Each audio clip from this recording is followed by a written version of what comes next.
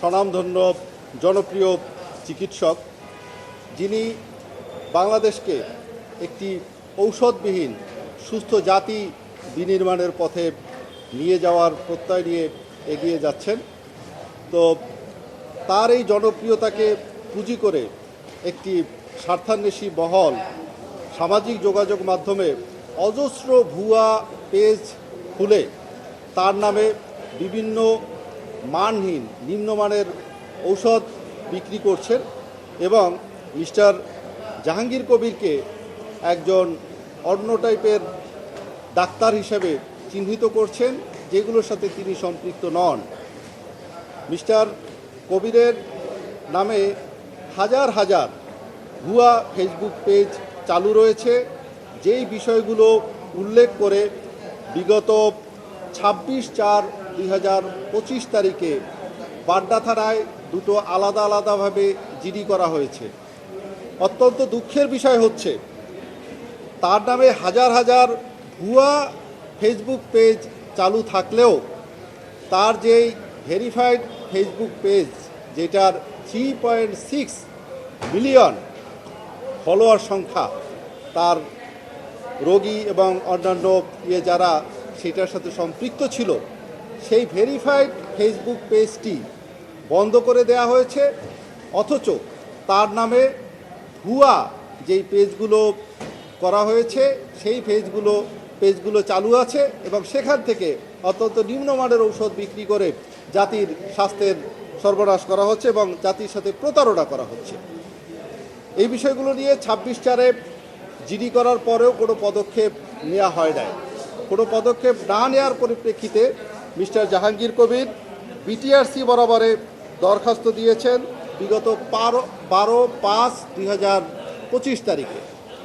বিটিআরসিকে এবং ফেসবুক অথরিটিকে দরখাস্ত দেওয়ার পরেও তারা এ ব্যাপারে কোনো পদক্ষেপ নেয় নাই। এখানে উল্লেখ্য যে আমরা যেই জিডি করেছি এবং করেছি, সেখানে 100-র উপরে ভুয়া যে ফেসবুক পেজগুলো চালু আছে তার ব্যাপারে সেগুলো লিঙ্ক সহ উল্লেখ করে দেওয়া হয়েছে, কিন্তু তারপরে সেগুলো বন্ধ করা হয় নাই। বিটিআরসিও এগুলো বন্ধ করার কোনো পদক্ষেপ গ্রহণ না করার পরিপ্রেক্ষিতে উনি আমাদের শরণাপন্ন হন, যার পরিপ্রেক্ষিতে তার আইনজীবী হিসাবে আমি এই সংশ্লিষ্ট দপ্তরসমূহকে তথা বিটিআরসি, তথ্য মন্ত্রণালয়, ফেসবুক অথরিটি এবং এই ফেসবুকের যিনি কান্ট্রি ডিরেক্টর রয়েছেন তাদের সবাইকে আমরা লিগ্যাল নোটিশ প্রেরণ করেছি। লিগ্যাল নোটিশ প্রেরণ করার পরেও অদ্যাবধি ওই ভুয়া পেজগুলোর ব্যাপারে কোনো ব্যবস্থা নেওয়া হয় নাই, কিংবা ওনার যে ভেরিফাইড ফেসবুক পেজটি আছে সেটি চালু করার কোনো উদ্যোগ গ্রহণ করা হয় নাই। এগুলো উদ্যোগ গ্রহণ না করার পরিপ্রেক্ষিতে মিস্টার জাহাঙ্গীর কবির বাধ্য হয়েছেন মহামান্য আদালতের শরণাপন্ন হতে। উনি আজকের রিট পিটিশন দায়ের করেছেন যাতে করে ওনার অরিজিনাল ফেসবুক পেজটি খুলে দেওয়া হয় এবং ওনার নামে চালুকৃত যত ভুয়া ফেসবুক পেজ এবং আইডি আছে যারা নিম্নমানের ওষুধ বিক্রি করতেছেন, জাতির সাথে প্রতারণা করছেন, তাদের সেগুলো যেন বন্ধ করে দেওয়া হয়। এই নির্দেশনা চেয়ে উনি মহামান্য আদালতে রিট পিটিশন দাখিল করেছেন। সবার প্রতি আমার একটাই অনুরোধ যে আপনারা আমাকে ভালোবেসেছিলেন এবং এই ভালোবাসার সুযোগ নিয়ে, আপনাদের সরলতার সুযোগ নিয়ে একদল লোক আপনাদেরকে প্রতারিত করছে।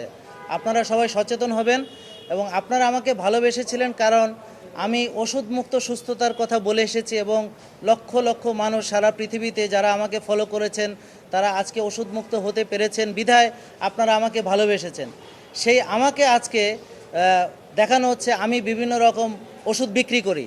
এখন এই যে প্রচারটা হচ্ছে, এই প্রচারগুলো হচ্ছে ভুয়া পেজ থেকে এবং অনেকেই ভাবতেছে আমি সরাসরি হয়তো এর সঙ্গে জড়িত, অথচ আজকে আমাদের রিয়েল পেজটা না থাকার কারণে আমরা এটার সঠিক জবাবও দিতে পারছি না। আমি এই কারণে আইনের আশ্রয় নিচ্ছি এবং সকল যারা মিডিয়াতে আপনারা আছেন সবার প্রতি অনুরোধ যে আপনারা এটা সাধারণ মানুষের কাছে পৌঁছে দিবেন এবং সাধারণ মানুষের প্রতি আমাদের একটাই দাবি যে আপনারা আমাকে ভালোবেসেছেন ওষুধ মুক্ত হওয়ার জন্যে। কোনো রকম শর্টকাটের ভিতরে আপনারা যাবেন না। কোনো ওষুধ যদি পৃথিবীতে থাকতো যেটা দিয়ে ওজন কমানো যায়, যেটা দিয়ে ডায়াবেটিস ভালো হয়ে যাওয়া যায়, তাহলে পৃথিবীতে আজকে বেশি ওজনের কোনো লোকই থাকতো না আর ডায়াবেটিস রোগটাই বিলীন হয়ে যেত। আসলে দেয়ার ইজ নো শর্টকাট। আমরা সঠিক লাইফস্টাইল যদি ফলো করি, সঠিক খাদ্যাভ্যাস, রোজা, ব্যায়াম, ঘুম, মানসিক প্রশান্তির চর্চা, তাহলে আমরা সুস্থ থাকবো, ওষুধমুক্ত থাকবো। তা আপনারা এই প্রতারণা থেকে সাবধান থাকবেন। আর অলরেডি একজনকে গ্রেফতার করা হয়েছে, এই যে ভুয়া মাকা, তার কাছ থেকে উদ্ধার করা হয়েছে। প্রথম আলোতে আপনারা নিউজ দেখেছেন এবং আরও অনেক চ্যানেলে এসেছে, এবং আমরা আশা করব আইন শৃঙ্খলা যারা রক্ষা করার দায়িত্বে নিয়োজিত আছেন তারা এই অভিযান অব্যাহত রাখবেন এবং এদেরকে গ্রেফতার করে আইনের আওতায় নিয়ে আসা হবে, এবং এই যে ভুয়া পেজগুলোকে অতি দ্রুত বন্ধ করে দিয়ে আমার যে আসল পেজটা আমাকে ফিরিয়ে দেওয়া হবে।